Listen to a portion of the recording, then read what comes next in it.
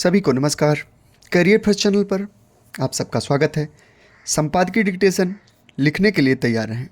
Ready start. Bihar में जब सुशासन के दावे के साथ नीतीश कुमार सत्ता में आए थे, शुरू में कुछ समय तक सख्ती रही और आपराधिक गिरोह दुबक कर बैठे दिखे थे, मगर फिर उन्होंने सिर उठाना शुरू किया तो उन पर काबू पाना नीतीश सरकार के लिए चुनौती ही बना रहा।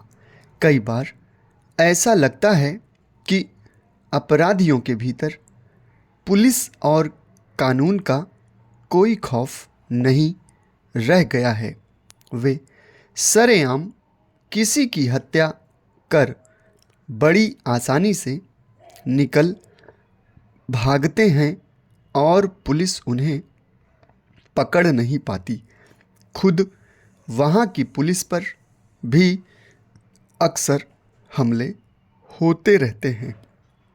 अगर सचमुच वहाँ कानून व्यवस्था चुस्त होती, सुशासन के दावे हकीकत होते, तो नीतीश कुमार के इतने लंबे समय तक मुख्यमंत्री रहने के बावजूद आए दिन हिंसक घटनाएं इस तरह नहीं हो पाती और न पुलिस इस कदर कभी लाचार नज़र आती। इसका ताज़ा उदाहरण राज्य की राजधानी में एक अस्पताल में घुसकर बदमाशों का गोली चलाकर अस्पताल प्रबंधक को जान से मार देना है। उस दिन पूरे शहर में बिहार दिवस के जलसे आयोजित थे और बदमाश शाम के 6 बजे अस्पताल के भीतर घुसे।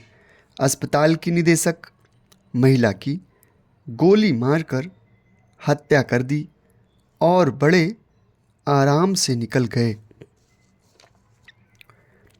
यह कोई पहली ऐसी घटना नहीं है जब बदमाशों ने इस तरह किसी की हत्या कर दी।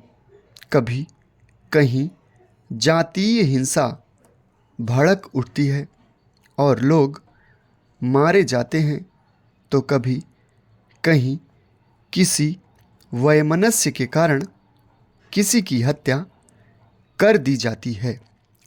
ताज़ा घटना के पीछे भी आपसी वैमनस्य बताया जा रहा है।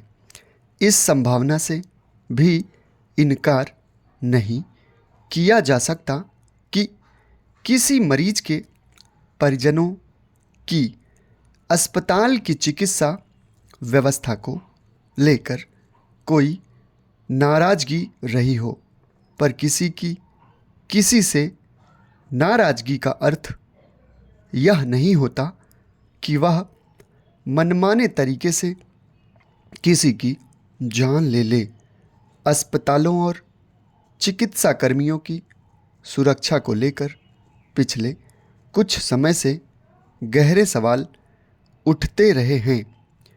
कुछ समय पहले ही पश्चिम बंगाल के अस्पताल में प्रशिक्षु चिकित्सक की हत्या के बाद देश भर के डॉक्टरों ने अपनी सुरक्षा को लेकर आंदोलन किया था।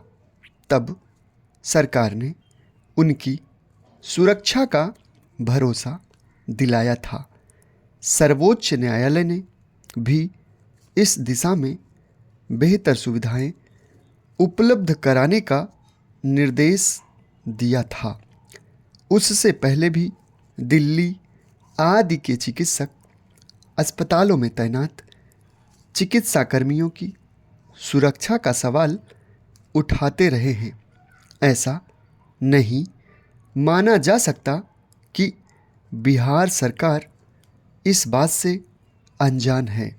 अगर वहाँ प्रशासन सचमुच अस्पतालों और चिकित्सा कर्मियों की सुरक्षा को लेकर गंभीर होता तो ऐसी घटना शायद न घटने पाती।